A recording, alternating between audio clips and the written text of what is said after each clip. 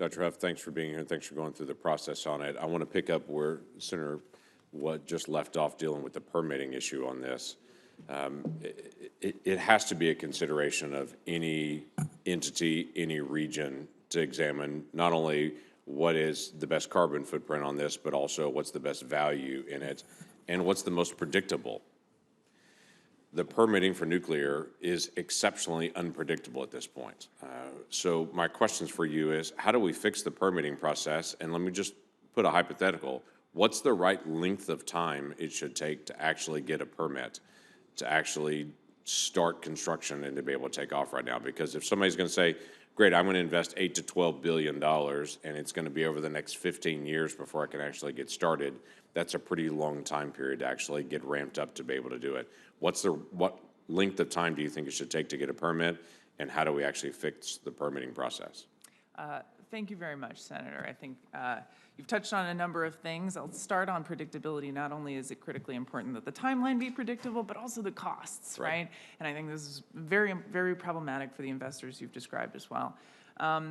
You know, the Department of Energy's role in the context of regulation is that we generally support the Nuclear Regulatory Commission by supporting research that can inform their decisions, by guiding advanced reactor innovation in such a way in collaboration with NRC that it can be licensed. But it's not my role to pick dates and deadlines, but I will say to you, I agree that it's critically important for competitiveness, not just of nuclear energy, but all energy technologies, that, you know, we be able to have some predictive timelines. And I would also just say, you know, I think your point is well taken with regard to the possibility for these technologies to have economics at all and a reasonable business model, to have some real surety from, you know, the regulator and from the federal government support that they're likely to receive. And so I hope we can work together on figuring out a way for DOE to work better with NRC with regard to this topic. So as you're working with the NRC and you're making advice to them, what advice would you give them on the right length of time that this should take? Should this be a 15-year process, a 12-year process, a 5-year process? I think that certifying a reactor design can be done in a couple of years. It wouldn't need to be 5 or 10 or 12. And siting itself has to satisfy NEPA, but the fastest conceivable way to satisfy those laws should be the mission of the nuclear regulator. And I do believe that they understand that mission. Yeah.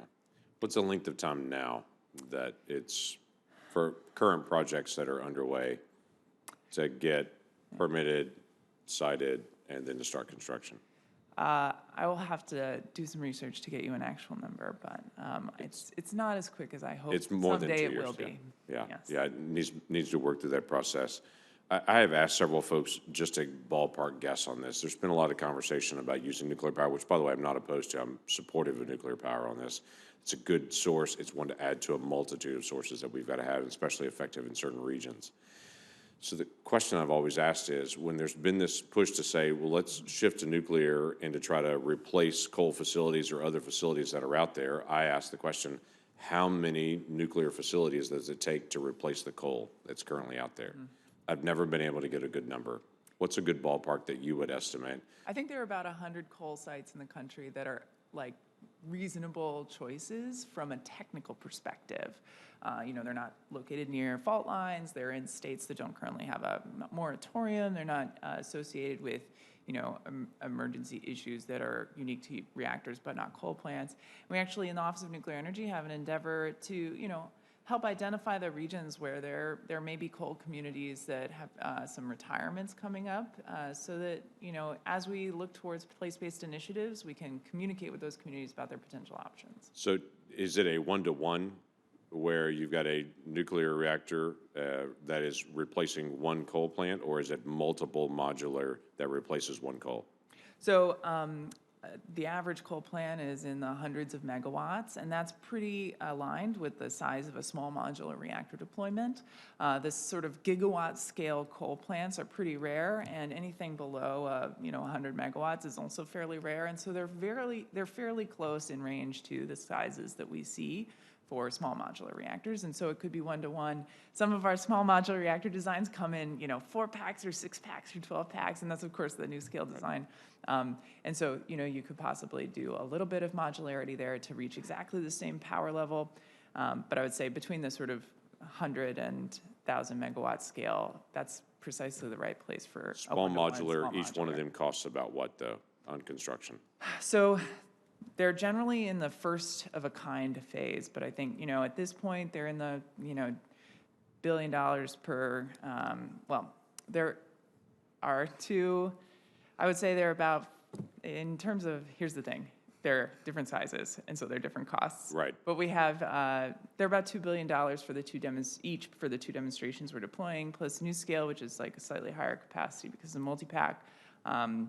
It's close to the $4 billion range for that first of a kind, but they would like to see those decrease as they demonstrate and get to the nth of a kind scale, as well as factory building them. And so, I think I hope to see that the nth of a kind scale small modular reactors are economic. But that may be a decade or more away to be able to try to work through the economics on it. It could be that long. My hope is that those first of a kind reactors will be built by the end of the decade, and the second, third, and fourth of a kind will follow quickly after that. They're already building order books for some of these reactors so that they have a plan. So they're not in series, but in parallel. Okay, all right.